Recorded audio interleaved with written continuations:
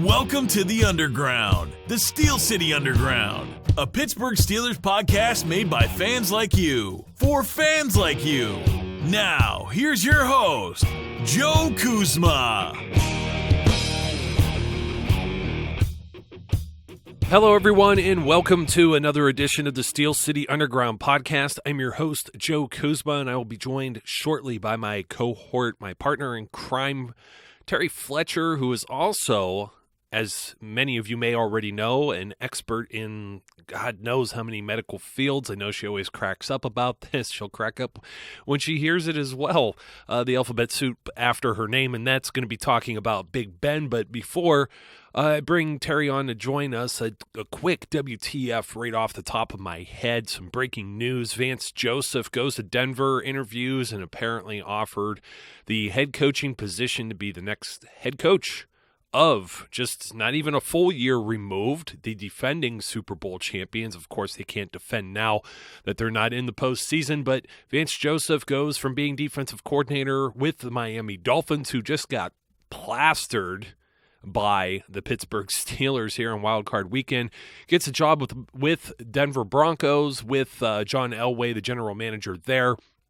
Vance Joseph has a history with quarterbacks, so it might be to develop one of those guys like Paxton Lynch or Trevor Siemian or whatever, but a definite WTF because he is a defensive guy, and they are a defensive team, but this guy has like no head coaching experience, and it looks like Wade Phillips, his contract has expired there. I don't know if he'll be brought back as a defensive coordinator, and maybe it's a good type of WTF. I know that more Broncos fans will be upset or glass half empty, glass half full. You know, it's the same thing when we're talking about Todd Haley or any of these other guys. Mike Tomlin, how polarizing. We're going to bring that up in a few moments as well.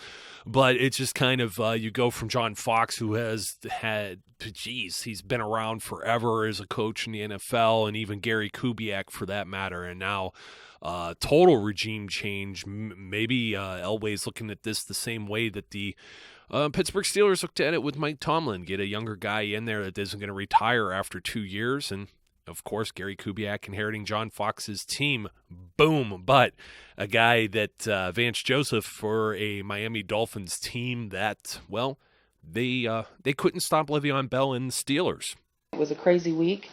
We had a lot of things going on and nothing that we didn't anticipate. We knew that, well, let's just face it. We knew that going into this, we were going to beat Miami. I mean, it's hard to say we know because there's always been some question as far as, what will the Steelers do in games they must win. But the way we played and the way we came out of the gate, it was absolutely what we needed to do. And, Matt Moore, he's a backup. He did his best. He got absolutely nailed by Dupree. And I have to show him some respect because after he got hit in that game, in his post presser, basically he said, well, I needed a minute and need to make sure I had all my teeth, but, you get hit hard. It was a hard hit. He didn't say anything disrespectful or even what now, the fans are saying Dupree should be fined or suspended. It wasn't a dirty hit. It was a clean, hard hit. It was actually like old Steelers football. It reminds me of what they used to do in, in the 70s and the 80s under that, steel curtain. So, yeah, and you know what, Terry? It's just like one of those things where, and I mentioned this on the previous podcast, Dupree, we beat the crap out of this. I think I was talking with, in one of these Facebook groups that I belong to, I try and catch everyone's comments, and thank you very much for everyone who comes in and clicks like on our Facebook page for Steel City Underground, follows us on Twitter and whatnot. I mean, the numbers, as this thing just keeps continuing blowing up and expanding, it's tough to just keep up with all the comments. But this one group, I scanned through this Dupree hit and I see it, and then it's frame by frame and everything else. I mean, he puts his face mask basically into Matt Moore, the backup quarterback for Miami, puts it right into his chest. I mean, the speed. I mean, Bud Dupree is a first-round draft pick because he's, a freak of nature as far as athletes are concerned. So he didn't really square up his shoulders, line up the, he did what he was supposed to do as far as a form tackle, and I think it's a little bit of a raw deal that he got a penalty. It'll be even more of a raw deal if he ends up with a fine here, which I think we all expect at this point with the consistency of the National Football League. You're going to come and play a very physical game. That's what you're going to have. But as we look forward to more of the WTF, the biggest one I think of that game, even, as Ben was throwing a couple of ill-advised throws for a couple of interceptions, once again, he's going to have to really tighten that up, and that really isn't going to be helpful. But I think what a lot of us were holding our breath at was the fact that, we had the game well in hand. We had, about 4 or 5 minutes left, and the score, 30-12, and they did take Le'Veon out, but they left Ben in. And, D-Will came in, D'Angelo came in, and Ben, was left in, which just, in those conditions and in that weather and, below freezing temperatures, and he's still, coming back from that knee injury, and everybody's got those bumps and bruises, but they left him in, and, he got rolled up on. First they reported it was Sue, but it was really Cameron Wake, and it re-aggravated an old foot fracture injury, but he'll be fine. Yeah, I think that was definitely a WTF moment. Sitting there in the stadium, staying as warm as I can. I mean, as what is customary when you're in a place like that with 60-some thousand people, they run out of hot beverages, so there's a WTF right there. No more hot chocolate, no more coffee, nothing else to help keep Joe warm as he's wondering why Lev Bell comes off the field. And, of course, D'Angelo comes out there, and I'm like, hey, you know what? I want to see my boy Landry Jones. And, Ben spoke about this, and he threw a little bit of shade on his radio show, too, towards I think it was DeMarcus Ayers maybe that didn't run the proper route, or maybe even AB. And AB was definitely that last pass play, and Mike Tomlin said, don't ask Coach Haley about that. He said, put all the blame on me. And, well, somebody needs some blame. It's like, didn't you notice that, Bell's coming off the field? Do you think maybe your, star quarterback, the highest paid player on the roster, deserves to come off too? So, Terry, I think, and piggybacking off of what you had written in the article, you had some things maybe to say about Ben should be okay, regardless of what these talking heads are saying about his mobility and, of course, showing up to his press conference in that walking boot. We just wanted to make sure that right away, everybody wasn't jumping to conclusions. I mean, I'm surprised it didn't say he broke his leg out there the way, sometimes they look at these things and automatically think, oh, this is what happened. That's not what happened. He had a mild, they call it a flexion sprain. Basically means he just got rolled up on and it just re-aggravated something. He came to the press conference in a walking boot as a precaution. It's because once the temperatures start to warm up when you're inside and you're not in, 9-degree weather, feels like -1, you don't have that, nature ice on you anymore, and it could have swollen up. So he already had the boot taken off on Monday. He's fine, and he'll play in Kansas City. There's no question for that. So, yeah, and just talking about that too, I mean, Ben's going to be okay. He's going to play on Sunday. He's a heck of a competitor. On the other hand, it's like, you saved Le'Veon Bell a little bit. He sets a playoff record in this game, just a total other WTF. I just have to call out Le'Veon because Bell is just, he's just amazing. He's like no other running back out there. He reminds me of when girls are little girls and they're playing hopscotch. He does that, that hesitate and then move, and hesitate and then move. And when they're hesitating, when they play this hopscotch game, they're saying, okay, what do I need to do now? How do I need to set my feet? What's the next box I need to go to? And he does the same thing. He basically gets the ball and then looks and then goes, looks then goes, and you can see him put up his right hand as he's holding in his left hand and on the back of one of his offensive linemen, and just goes, and he knows who to follow. And I put that in the WTF because the other teams seriously just don't know how to defend this player. It's just impossible to defend him. So, earlier in the season, yes, you can hold him and contain him a little bit, but he has just gotten better and better and better. And so, it's definitely a moment for the other teams. Yeah, it really is a moment for those other teams, and I don't know what you do. I think this is something that me and Nathaniel Bodner said on the preview coming in. I said this in the review.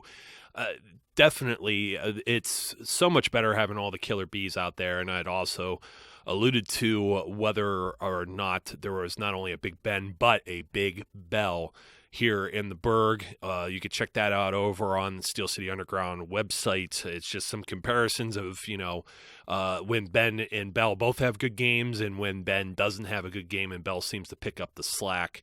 And speaking of picking up some slack, we're talking about some of these wild card playoff games. I think they're the biggest margin of victory for the home teams. They all won. That really differs from last year where all of the road teams were winning, like the Steelers went out to Cincinnati and eked out a victory there. But I think something like the largest margin of victory since the early 90s is what I saw. All the home teams won their wild card games. And so when you go back and you kind of look at the New York game, and, obviously the big story of the week was all the wide receivers on the Giants team went to Miami, went out on a boat, and, had a great old time. If they would have won the game, everyone would have said that was a time where they cleared their head and cleared their mind to prepare for the game. But because, Odell Beckham probably dropped more balls than, he's caught in the last couple of games, it was just too big a stage for him. Yeah, you know what? And NFL research has something about the boat as well. But Odell, I saw a meme. It might have been NFL memes that put it out, and it was a Forrest Gump quote, and it says, and I'm pulling it up here. If you remember, for those of you who saw Forrest Gump, by the way, they superimposed Odell Beckham in for Lieutenant Dan, and it's Odell saying it. I'm sorry, it's the wrong way around. I thought I'd give you a hand in the playoffs, and Forrest Gump comes back and says, "But you ain't got no hands, Odell." And I just can't stop laughing at the thought of this. But the boat, there's a picture that surfaced of this boat, okay? And they were saying that the Giants that were on the boat, they combined for 112 receiving yards on 19 targets, and Eli's passer rating was 43.9 to the players that were, quote, air quotes, if you could visualize it, folks, Dr. Evil. The players pictured on the boat, 43.9 passer rating, so on 19 targets. The guys who weren't on that boat, by not being in the picture, I'm not saying they weren't on the boat, but not being pictured, they're surmising that these guys didn't make that same trip. 105.8 passer rating to that 43.9, and they had 2 more receiving yards on less than half of those targets. So 19 targets to the guys on the boats, only eight to the ones that were, quote, not on the boat, and they had 114 receiving yards and a touchdown, as opposed to that 112 receiving yards and nothing. Every time he tries to catch a ball and it doesn't go his way, he looks for a flag. And it's like, dude, just play the game. I get so tired of seeing him do that. He just whines and complains, and, I'm just kind of over it. I'm tired of him being put in that category of this, top 5 wide receiver. He really doesn't have the mental maturity for the game right now. And every time we saw him, in that game do anything, he just... you're just like, what the, WTF, what are you doing out there? I mean, down to the fact, now everybody knows that, Ryan Shazier, now in cold weather, he's trying to make a point. He takes off his shirt and then he warms up. Still has his hat on and, and then, and his bottom's on, but he has his, naked chest basically out there saying, what, the cold is for the weak, we're good, it's fine. So then you see them doing that in New York, but not only weren't warming up like Ryan Shazier does on the Steelers, they were taking selfies and saying everybody, hey, look at us, we're out here, in freezing Lambeau and we don't have our shirts on. And it's not the same thing. It's not the same thing. You're just like, oh, guys, what the heck are you doing out there? So, Ramon Foster has a show that airs early on Tuesday mornings in Pittsburgh, too, several hours before Ben's. And they were asking him about Shazier and why he goes shirtless and all this other stuff. And Ramon Foster actually said he thinks it's because he shaves his chest and he wants to show off. So that's funny to me. Anyway, it just when you look at the whole thing, there's WTF moments all over it, but it's just really sad for that organization and the media in New York to have to deal with them. So now moving on and really kind of calling out one of the media personnel, I really need to do this because I'm just getting tired of Colin Cowherd and his criticism of Mike Tomlin. Now Mike Tomlin is never, when we brought this up before, he's never lost or had a losing season. Mm-hmm. He, again, we're in the divisional round. We are in there all the time. I think we've missed 2 or 3 since he's been the coach there. And, and then I listened to his on TV information, and, God, how many times are you going to say, oh, he inherited Big Ben, he did this? Big Ben 10 years ago is not who Ben is now. And, Exactly. you may have inherited players, but it's a different team. It's different players, and players mature and change and evolve and get better or get worse. We've seen players, regress as well. And so, he's had to deal with, the drops and the Mendenhall, losing, Super Bowls and all that kind of stuff. So, yeah, Terry, sorry to cut in there, but Colin Cowherd, and it kind of, Cowherd, that I like to say it like that. He just has this like axe to grind with Mike Tomlin. He's just never going to let it go. It's much like we talked about with the SI writer and Big Ben like a week earlier. I'm even starting to sense this a little bit from some Pittsburgh sports radio personalities. I'm not going to name him by name, but he's somebody I listen to all the time. And he was actually saying how he felt Hines Ward isn't a Hall of Famer, which is of debate. It was pretty fair, but it just seems the whole way like he thought the Dolphins were going to win and this, that, and the other thing. And it's like Mike Tomlin is dealing with this rebuilding. And if you go over to Steel City Underground, we're at an article that will be up by the time you guys listen to this, working on this major piece that has 32 players on the Steelers roster, and it's actually more like 30 that have been taken in the 6th round of a draft, the 7th round of a draft, or undrafted entirely, meaning they're college or street free agents. And that's what makes up this roster. There's 53 players on the rosters, 30 of them that are 6th, 7th, late round picks, day 3 picks. Now, I said 32, but one of those being a 4th rounder that Buffalo initially took with Ross Cockrell, and we got him off of waivers.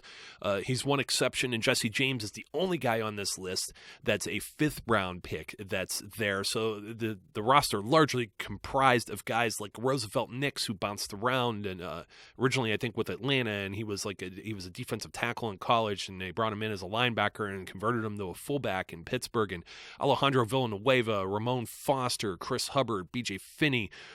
Just look at the receivers like Kobe Hamilton, Eli Rogers, Xavier Grimble. And there's guys, 6th round pick like L.T. Walton, who's playing at a high level right now.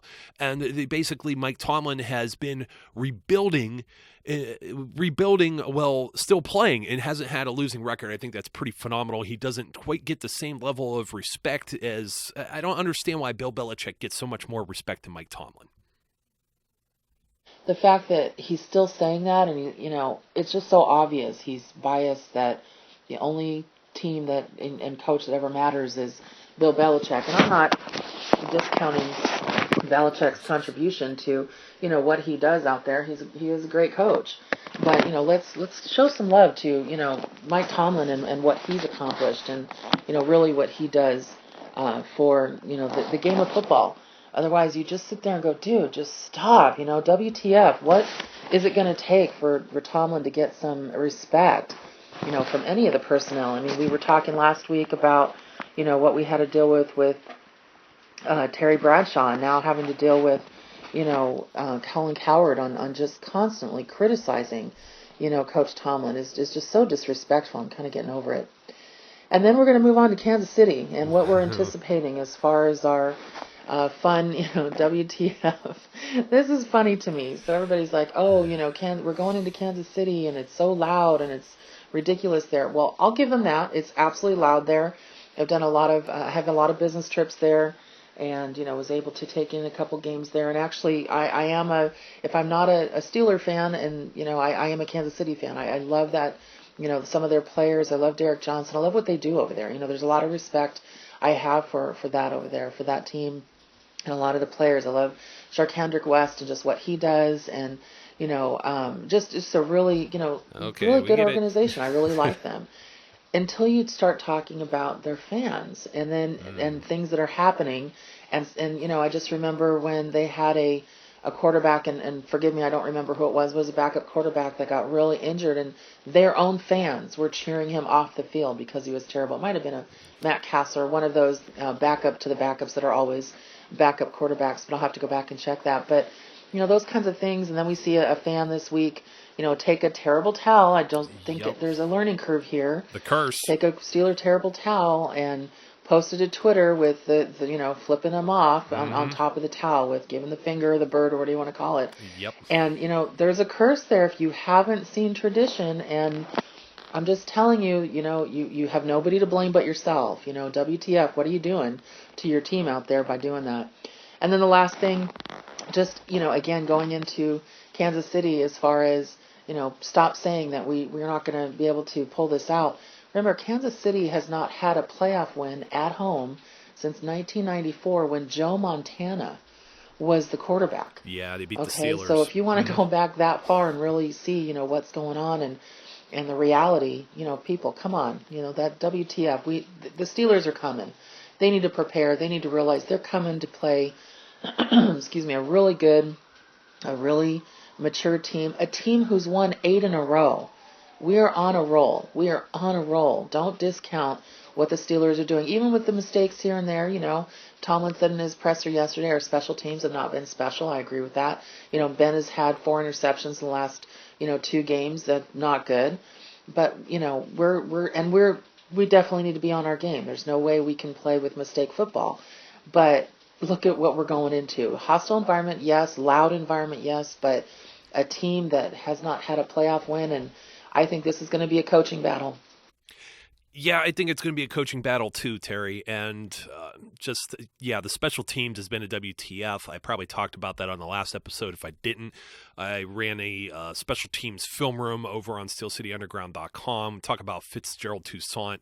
I talk about his awareness of getting that ball, and he shouldn't even have touched it to open the game. But I couldn't imagine if that would have been a safety if he didn't have his awareness. And for those, if you don't realize what I'm talking about here, folks, it's he grabs the ball off the opening kickoff like over his shoulder, and he probably caught the ball before the goal line. So his momentum, he goes into the end zone. If he goes in there and then takes a knee or goes out of bounds or something like that, it may have been called a safety. And since it was a scoring play, it would probably be under review.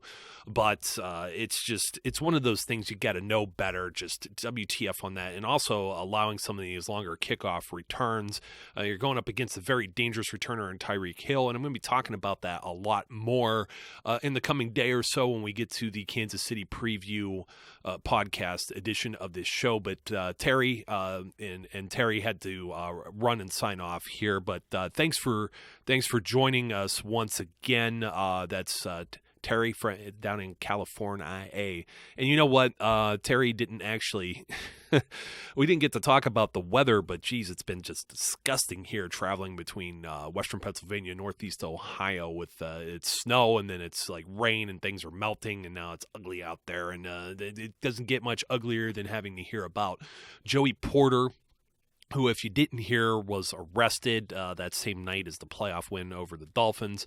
The Steelers front office had put him on a leave. There's a lot of different speculation and things, and from what I could just surmise, it's one of these things. It's like if somebody recognized, even I recognize Joey Porter. Now, these guys wear helmets and things like that. I mean, there's guys like Ben or Antonio Brown that I would recognize, James Harrison. But you know what? If I saw somebody like our punter, Jordan Berry, out in public, like just walking around the Strip District, I wouldn't know who the heck he is. There's very few guys that have a very recognizable face, and Joey Porter has one of those, and he has a reputation that's been carried about him for a very long time, and unfortunately, it's not the squeaky clean perception.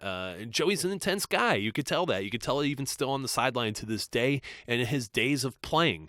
And I guess he goes to a bar, and the doorman, who just happens to also be an off-duty cop, as many times they happen to be, they happen to work as police and stuff like that, the bouncers and doormen. And the guy had like some axe to grind as well over some previous encounter with Coach Porter.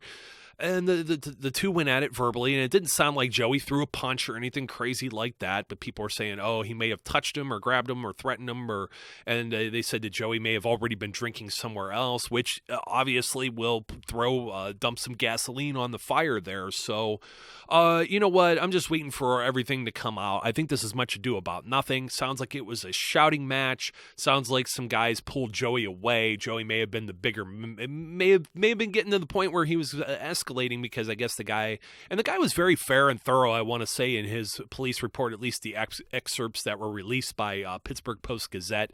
So it didn't come off totally as, Joey was a jerk and he did this and to me and poor me and I feel bad and I have hurt feelings. He was actually kind of fair to say that, Joey was restrained and Joey did this and Joey did that. It was very kind of factual, refreshing in this era of what we call fake news, and we can't figure out what's real and what's not. So I expect that this leave or this little suspension for Joey Porter will be temporary, but just on the whole hand of the Steelers, they win a big game. You want to celebrate, and then you have this kind of tarnish you. And there are plenty of Steelers haters out there that just could not wait to spread this news and talk bad about our coach. So, Joey, just, any other time, just kind of cool it, have some drinks at home, go find a private place. It's especially as a coach, people are going to want to hold you to a higher standard regardless of what happens. It's the perception. It's a perception, bro. I mean, we all love you here. We're all going to get defensive. Some people are going to roll their eyes and they're going to turn their back on you or whatever based on some previous things that you had said. And it's like, there's guys that never say a word that you would probably never, ever question. I'm going to say like Ramon Foster. I will use him as an example, or Alejandro Villanueva, one of the linemen or something, Cam Hayward. You never hear anything bad surround these guys. So if this was one of those guys in the same situation, even one of the coaches will say like Todd Haley, for example, and you heard this actually happen. Well, Todd Haley might be a bad example. He's a pretty hated figure in Cleveland to some people. That's a WTF all itself. But you know what? If it's one of these guys, people probably aren't going to perceive that this may have happened, and they're probably going to give more benefit of the doubt towards those guys. Joey Porter, or maybe even like James Harrison, Juice with Le'Veon Bell, some of the trouble he's been in, or even Antonio Brown. He celebrates and does whatnot. There are more polarizing people on the Pittsburgh Steelers besides Big Ben. And you know what? I'm going to leave it off right there. Folks, we'll have the preview podcast to you soon. Hopefully within the next day or so. We're going to be talking about the big divisional round playoff matchup against the Kansas City Chiefs, a rematch from when the Pittsburgh Steelers just laid the wood on them earlier this year. Week 4 of the NFL season at Heinz Field, a Sunday night primetime game, and it was a big one for the Pittsburgh Steelers, and both teams have changed since then. So we're going to be discussing that. Until next time, be safe, be good, and I will catch you later.